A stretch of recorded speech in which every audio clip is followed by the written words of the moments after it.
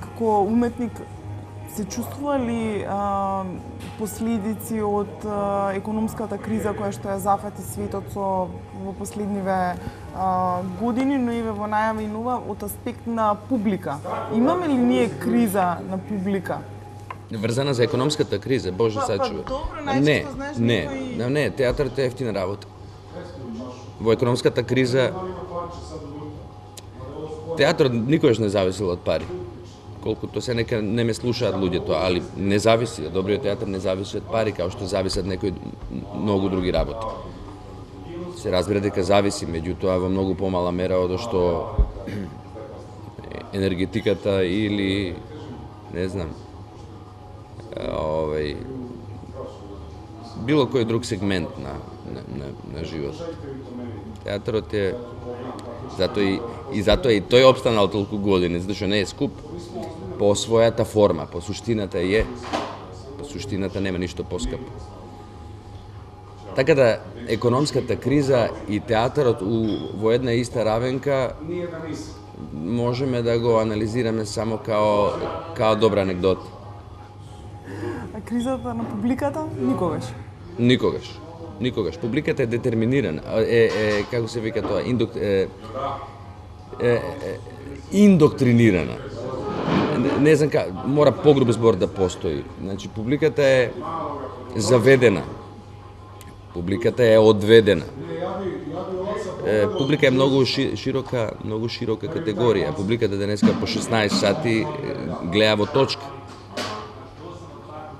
Публиката, значи, свесно се одвлекува од сето она што има суштина и смисла. И затоа е театарот посебно место. Ето е една од работите. Денеска публиката се тера да гледа во како луѓето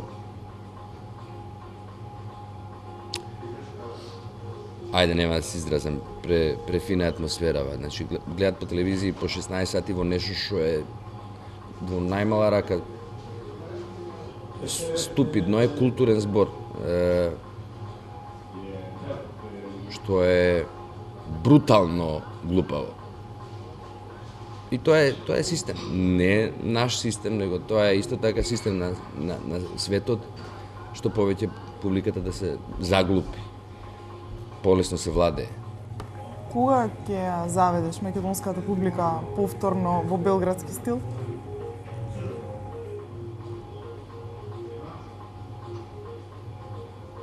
Во белградски нема.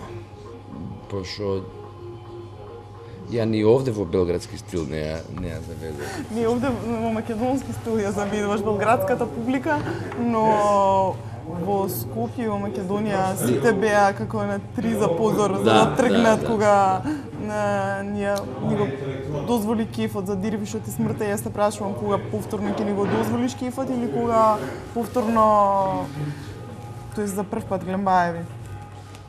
Има некои најави за септември, што баш ме радуе, мене ми е стварно радост. Мене ми е радост, нормално да ми е, милион пати го имам кажан, више не можам ни да го изговорам. Се ми е тоа, се разбира, и ќе биде побрзо овој пат, мисля, че. Постави нов тренд, ако во Белград се доаѓаше за концерти, за некои луѓе кога доаѓаат, сега во Белград се доаѓа за театар. Да, тоа е супер, тоа е многу убаво. Тоа ми е многу мило. Доаѓаат луѓе. И сите се мои во суштина. Значи, ако се потегнеш од Скопје до Белград да гледаш представи, си мој, мислам како сакаш нешто да разговараме, веројатно. Се разбира од сцена. Тоа ми е многу драго, да. Обично луѓето патуваат да си купат кожна јакна или да влезат до некој голем трговски центар и да нешто спектакуларно да испазарат или да евентуално отидат на рок концерт па да споделат некоја енергија. Сега ако некој се потегне за театар, тоа мене ми е голема победа. Во најблагородната смисла на зборот победа. Значи, тоа си го сметам навистина за нешто многу убаво. иако дел од, ајде пак ќе се навратам кон тоа дека дава титули на културни амбасадори, но во моментот кога успеваш да поместиш една маса која што е многу така раскомотена во своите 70 или 50 метри квадратни, па не па за 400 километри за да дојде да те гледа, мислиш ли дека ќе успееме наобратно да се случи, да се поттегнуваат луѓето од другите места да доаѓаат во Скопје? Напорно работам на тоа. Ете, долго прашање, краток одговор. Да, мене тоа има идеја. Не може да се затвориш дома и да сонуваш за освојување на светот и да се убедуваш за себе си дека си супериорен. Ти мораш да излезеш, ако што многу ми зборуваат, ма дај,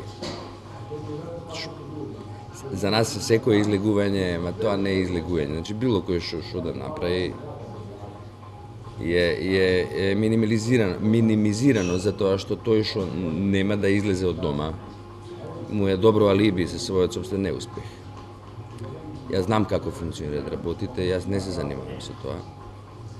Затоа што ја имам разбирање за човечката психологија, сите сме исти апсолутно, сите содржиме и суети, сите содржиме и се што не поднесувам го содржам, се разбира. Само што некој мора да се обиде да го потисне, мораме да се обидеме, тоа не прави подобри луѓе, значи мораме да се обидеме она што го согледуваме како мана да го потиснеме, а она што сметаме дека е квалитет или е воспоставено како некаков објективен квалитет, да го потенцираме, да го провоцираме.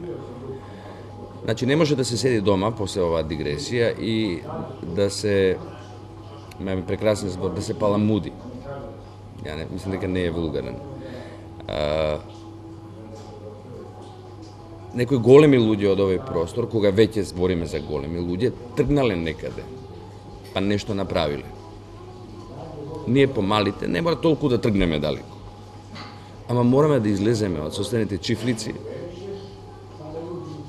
ќе живееме во заблуда дека сме си само себе доволни и дека можеме од својот шпајс да се промовираме како некој што е супериорен во историска и во географска смисла. Тоа е за се така, тоа е за економија така, веројатно предпоставам, не сум експерт. И одбегнувам да бидам експерт за се и се, што секогаш тргнувам од себе си. Значи, треба да се излезе на пазар. А и тогаш ништо гениално не се случило, значи. Ја она што го работам, не си го сметам за сега нешто екстравагантно и дека треба да солам некому памет. Меѓутоа, збеснувам кога некој паушално и непрофесионално просто гради критериуми или како го тоа се. Ние сме многу убава земја која што многу често се темели врз личности паушалци. Ете така, најблаго би го, многу често. Има толкав потенцијал на квалитетни луѓе, а секогаш над површината на водата се оние веројатно најпаушалните кои што најдобро ја држат главата над површината. Кога импровизацијата станува вулгарна, кога е симпатична? Во работата каде што ти ја работиш? Тоа е како со виц. Значи, за добар виц не е потребно да само да е добар вицот, треба да се знае кога да го кажеш, во кои околности и во кој контекст, така и со било каква импровизација во оваа работа. Многу малци има импровизација во оваа работа, ако се работи сериозно, многу малци. Ти посакувам, не знам, убава свечена вечер да те прегрне публиката со широко отворени гради и раце. Како секогаш? Како год, за тоа сум дојден сега.